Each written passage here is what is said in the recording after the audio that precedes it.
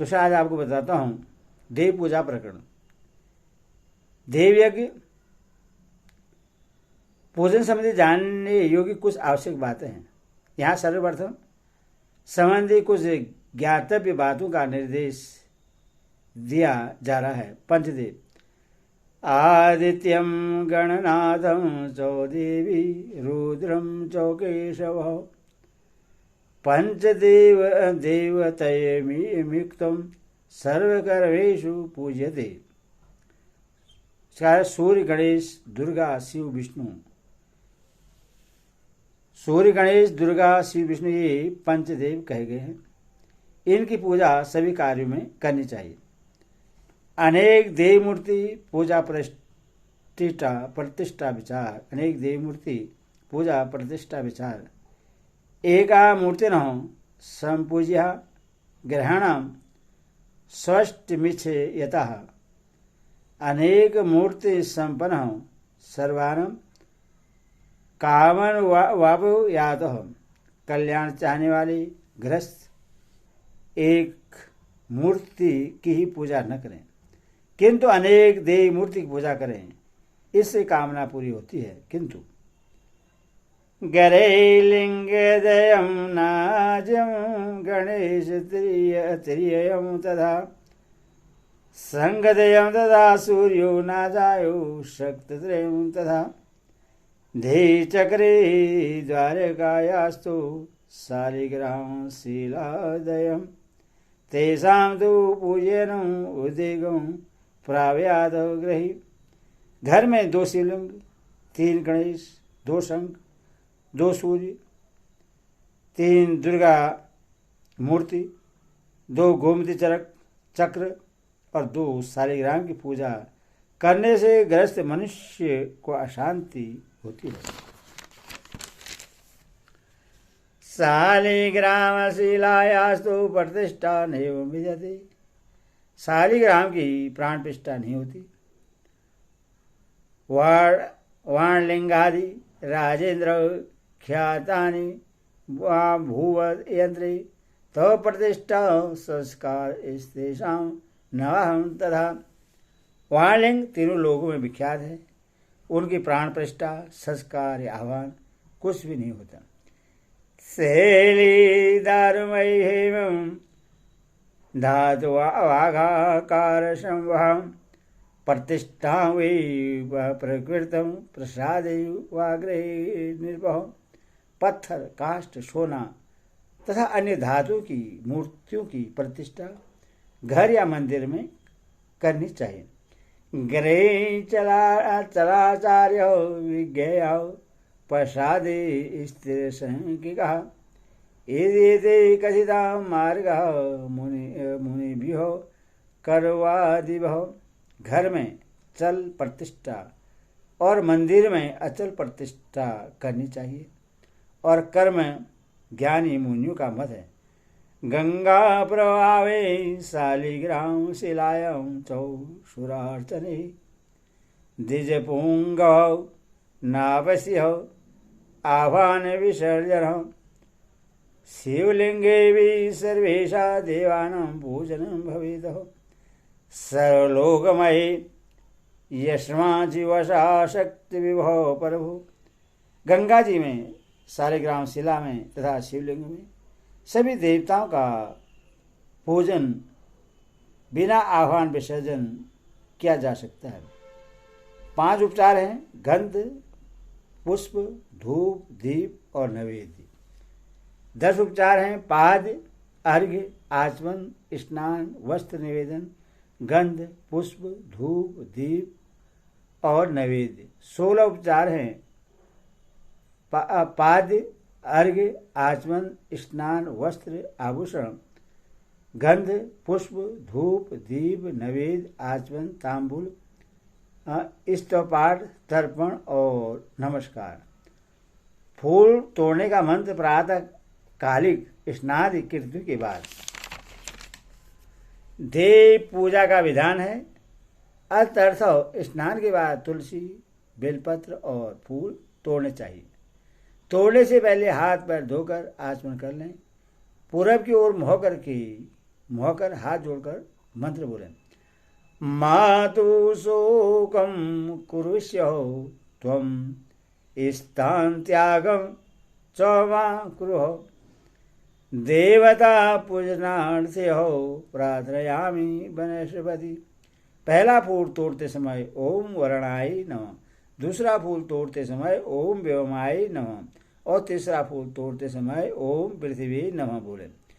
तुलसी दल चयन, इसका पुराण का वचन है कि जो हाथ पूजार्थ तुलसी चुनते हैं वो धन्य है। तुलसी वे विचिन्वन्ति धन्यास्ते करफलवः। तुलसी का एक एक पत्ता न तोड़कर पत्तियों के साथ अग्रभाग को तोड़ना चाहिए।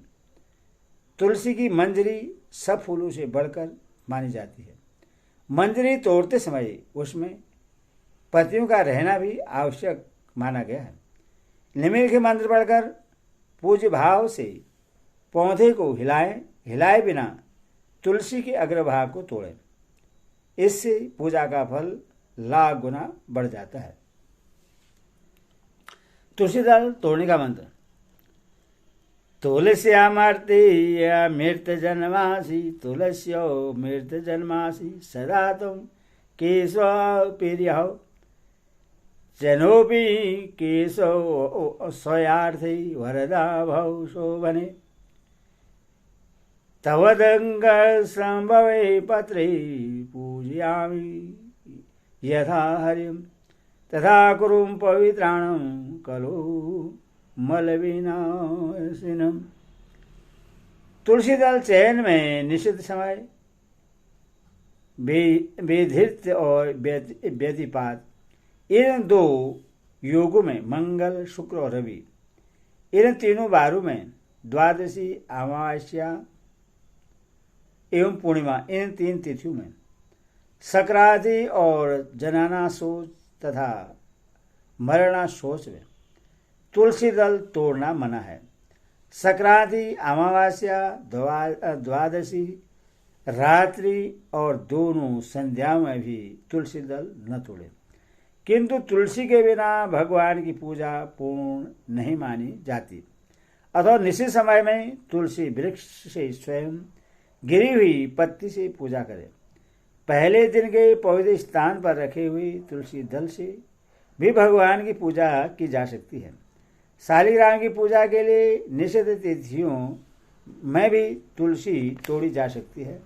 बिना स्नान के और जूता पहनकर भी तुलसी न तोड़ें। बेलपत्र तोड़ने का मंत्र। अमृतो दवः श्री वृक्ष महादेव प्रिय सदा ग्रामे त्वं पत्राणि श्री पूजनार्थ मादरादः। बेलपत्र तोड़ने का निश्चित काल चतुर्दशी, अष्टमी, नवमी, चतुर्दशी और अमावस्या तिथि को, संक्रांति के समय और सोमवार को बेलपत्र न तोड़ें। किंतु बेलपत्र शंकर जी को बहुत प्रिय है, अथवा निश्चित समय में पहले दिन का रखा बेलपत्र चढ़ाना चाहिए। शास्त्र ने जो यहाँ यह कहा है कि यदि नूतन बेलपत्र न मिल सके तो चढ़ाए हुए बेलपत्र को ही धोकर बार बार चढ़ाता रहे। बासी जल फूल का निषेध। जो फूल, पत्ते और जल बासी हो गए हों उन्हें देवताओं पर न चढ़ाएं, किंतु तुलसी दल और गंगा जल बासी नहीं होते। तीर्थों का जल भी बासी नहीं होता। वस्त्र, यज्ञोपवीत और आभूषणों में भी निर्मालय का दोष नहीं आता। माली के घर में रखे हुए फूलों में बासी दोष नहीं आता। दोना तुलसी की ही तरह एक पौधा होता है। भगवान विष्णु को यह बहुत प्रिय है। स्कंद पुराण में आया है कि दोना की माला भगवान को इतनी प्रिय है कि वे इससे सूख जाने पर भी स्वीकार कर लेते हैं। मणि, रत्न, सुवर्ण, वस्त्र आदि से बनाए गए फूल बासी नहीं होते। इन्हें प्रोषण कर चढ़ाना चाहिए। नारद जी ने मानस मन के द्वारा भावित फूल को सबसे श्रेष्ठ फूल माना है। उन्होंने देवराज इंद्र को बताया है कि हजारों करोड़ों ब्रह्मा फूलों को चढ़ाकर जो फल प्राप्त किया जा सकता है वह केवल एक मानस फूल चढ़ाने से प्राप्त हो जाता है। इससे मानस पुष्प ही उत्तम पुष्प है। ब्रह्म पुष्प तो निर्मालय भी होते हैं। मानस पुष्प में बासी आदि कोई दोष नहीं होता। इसीलिए पूजा करते समय मन से गढ़कर फूल चढ़ाने का अद्भुत आनंद अवश्य प्राप्त करना चाहिए। सामान्यतः निषिद्ध फूल यहाँ उन निषेधों को दिया जा रहा है जो सामान्यतः सब पूजा में सब फूलों पर लागू होता है। भगवान पर चढ़ाया हुआ फूल निर्मालय कहलाता है। सूंघा हुआ या अंग में लगाया हुआ फूल भी इसी कोटि में आता है। इन्हें न चढ़ाए। भौरे के सूंघने से फूल दूषित नहीं होता। जो फूल अपवित्र बर्तन में रख दिया गया हो, अपवित्र स्थान में उत्पन्न हो, आग से झुलस गया हो, कीड़ों से विद्ध हो, सुंदर न हो, जिसकी पंखड़ियां बिखर गई हो, जो पृथ्वी पर गिर पड़ा हो, जो पूर्णतः खिला न हो, इसमें खट्टी गंध या सड़ास आती हो, निर्गंध हो या उग्र गंध वाला हो, ऐसे पुष्प को नहीं चढ़ाना चाहिए। जो फूल बाएं हाथ पहनने वाले अधोवस्त्र, आंख और रेड़ के पत्ते में रखकर लाए गए हों वे फूल त्याज्य हैं। कलियों को चढ़ाना मना है, किंतु यह निषेध कमल पर लागू नहीं है। फूल को जल में डुबोकर धोना मना है, केवल जल से उसका प्रोक्षण कर देना चाहिए। पुष्प आदि चढ़ाने की विधि। फूल, फल और पत्ते जैसे उगते हैं वैसे इन्हें चढ़ाना चाहिए। उत्पन्न होते समय इनका मुख ऊपर की ओर होता है, अतः चढ़ाते समय इनका मुख ऊपर की ओर ही रखना चाहिए। इनका मुख नीचे की ओर न करें। दुर्वा एवं तुलसी दल को अपनी ओर और बिल पत्र नीचे मुख कर चढ़ाना चाहिए। इससे भिन्न पत्तों को ऊपर मुख कर या नीचे मुख कर दोनों ही प्रकार से चढ़ाया जा सकता है। दाहिने हाथ के करतल को उत्तान और मध्यम, अनामिका और अंगूठे की सहायता से फूल चढ़ाना चाहिए। उतारने की विधि। चढ़े हुए फूल को अंगूठे और तर्जनी की सहायता से उतारें। पंचदेवी पूजा के बारे में आगमोक्तम पद्धति। प्रतिदिन पंचदेवी पूजा अवश्य करनी चाहिए। यदि वेद के मंत्र अभ्यस्त न हो तो आगमोक्त मंत्र से, यदि वे भी अभ्यस्त न हो तो नाम मंत्र से, और यदि यह भी संभव न हो तो बिना मंत्र के ही जल, चंदन आदि चढ़ाकर पूजा करनी चाहिए। यहाँ सामान्य रूप से पूजा की विधि दी जा रही है। साथ नाम मंत्र भी है। जो श्लोकों का उच्चारण न कर सके वे नाम मंत्र से षोडशोपचार पूजन करें। गृह मंदिर में स्थित पंचदेवी पूजा। यदि गृह का मंदिर हो तो पूजा गृह में प्रवेश करने से पहले बाहर दरवाजे पर ही पूर्वोक्त प्रकार से आचमन कर लें और 3 तालियां बजाएं और विनम्रता के साथ मंदिर में प्रवेश करें। ताली बजाने के पहले निम्नलिखित विनियोग क्षय मंत्र पढ़ें। विनियोग। अब सर्व नेतवती मंत्रस्य वामदेव ऋषियो शिव देवता अनुष्ठुभ छंद भूतादि विघ्नो तव साधने विनियोग। भूतो साधन मंत्र। ओम अब सप्रहंतु ते भूता ये भूता भूतले स्थिता ये भूता विघ्न क्रारस्ते नश्यन्तु शिवाज्ञा। पश्चात देवताओं का ध्यान करें, षष्ठांग प्रणाम करें। बाद में निम्नलिखित वियोग और मंत्र पढ़कर आसन में बैठकर उसको जल से पवित्र करें। आसन पवित्र करने का विनियोग एवं मंत्र। ओम पृथ्वी मंत्रसौ मेरुविष्टौ ऋष्यौ सूतलं छन्दौ कुर्मौ देवता आसन पवित्र करणे विनियोग। ओम पृथ्वी त्वां धीर्तां लोगां देवी त्वां विष्णुतां धीर्तां त्वमसौ धारणं माँ देवी पवित्र गुरुं चासनम। पूजा की भारी तैयारी। बैठने के पूर्व पूजा की आवश्यक तैयारी कर लें। ताजे जल को कपड़े में छानकर कलश में भरे। आचमनी से शंख में भी जल डालकर पीठ पर रख दें। शंख को जल में डुबाना मना है। इसी तरह शंख को पृथ्वी पर रखना भी मना है। शंख में चंदन और फूल छोड़ दें। उद कुंभ कलश के जल को भी सुवासित करने के लिए कपूर और केसर के साथ चंदन घिसकर मिला लें और पवित्र इत्र डाल दें। अक्षत को केसर या रोली से हल्का रंग लें। पूजा सामग्री रखने का प्रकार। पूजन की किस वस्तु को किधर रखना चाहिए, इस बात का भी शास्त्र ने निर्देश दिया है। इसके अनुसार वस्तु को यथास्थान सजा देना चाहिए। बाईं ओर सुवासित जल से भरा उदकुंभ जलपात्र, दूसरा घंटा और तीसरा धूपदानी। तेल का दीपक भी बाईं ओर रखें। बाईं ओर घृत का दीपक, दाईं ओर घृत का दीपक और नंबर 2 सुवासित जल से भरा संग। सामने कुमकुम केसर और कपूर के साथ कीसा गाढ़ा, चंदन पुष्प आदि हाथ में तथा चंदन ताम्र पात्र में न रखें। पुष्प आदि हाथ में तथा चंदन ताम्र पात्र में न रखें। भगवान के आगे चकोर जल का घेरा डालकर नैवेद्य की वस्तु रखें। पूजा की भीतरी तैयारी। शास्त्रों में पूजा को 1000 गुना अधिक महत्वपूर्ण बनाने के लिए एक उपाय बतलाया गया है। वह उपाय है मानस पूजा, जिससे पूजा से पहले करके फिर प्रहा वस्तुओं से पूजन करें।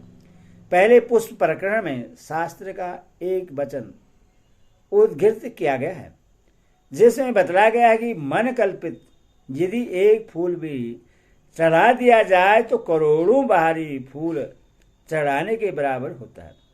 इसी प्रकार मानस, चंदन, धूप, दीप, नैवेद्य भी भगवान को करोड़ गुना अधिक संतोष दे सकेंगे।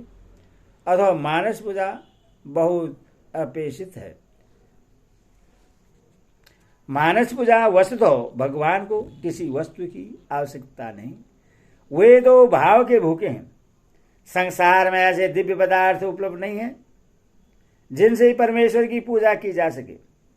इसलिए पुराणों में मानस पूजा विशेष महत्व माना गया है। मानस पूजा में भक्त अपने इष्ट देव को मुक्ता मणियों से मंडित कर स्वर्ण सिंहासन विराजमान कराता है। स्वर्गलोक की मंदाकिनी गंगा के जल से अपने आराध्य को स्नान कराता है। कामधेनु गौ की दुग्ध से पंचामृत का निर्माण करता है। वस्त्राभूषण भी दिव्य अलौकिक होते हैं। पृथ्वी रूपी गंध का अनुलेपन करता है। अपने आराध्य के लिए कुबेर की पुष्प वाटिका से स्वर्ण कमल पुष्पों का चयन करता है। भावना से वायु रूपी धूप, अग्नि रूपी दीपक और अमृत रूपी नैवेद्य भगवान को अर्पण करने की विधि है। इसके साथ ही त्रिलोकी की संपूर्ण वस्तु सभी उच्चार सहिजानन घन परमात्मा प्रभु के चरणों में भावना से भक्त अर्पण करता है। यह है मानस पूजा का स्वरूप। इसकी एक संक्षिप्त विधि भी पुराणों में वर्णित है, जो नीचे लिखी जा रही है, जो नीचे बताऊंगा। ओम लम पृथिव्या तमं गंधम परिकल्पयामि। प्रभु मैं पृथ्वी रूप गंध चंदन आपको अर्पित करता हूँ। ओम हम आकाशात्मकं पुष्पम परिकल्पयामि। प्रभु मैं आकाश रूप पुष्प आपको अर्पित करता हूँ। ओम यम वायात्मकं धूपम परिकल्पयामि। प्रभु मैं वायुदेव के रूप में धूप आपको प्रदान करता हूँ। ओम रम बहन्यात्मकं दीपम दर्शयामि। प्रभु मैं अग्निदेव के रूप में दीपक आपको प्रदान करता हूँ। ओम अमृतात्मक नैवेद्यम निवेदयामि। प्रभु मैं अमृत के समान नैवेद्य आपको निवेदन करता हूँ। ओम सौ सर्वात्मकं सर्वोपचारं सर्वयामि। प्रभु मैं सर्वात्मा के रूप में संसार के सभी उपचारों को आपके चरणों में समर्पित करता हूँ। इन मंत्रों से भावनापूर्वक मानस पूजा की जा सकती है। मानस पूजा से चित्त एकाग्र और सरस हो जाता है। इससे ब्रह्म पूजा में भी रस मिलने लगता है। यदि भी इसका प्रचार कम है तथा भी इसे अवश्य अपनाना चाहिए। हरि ओम।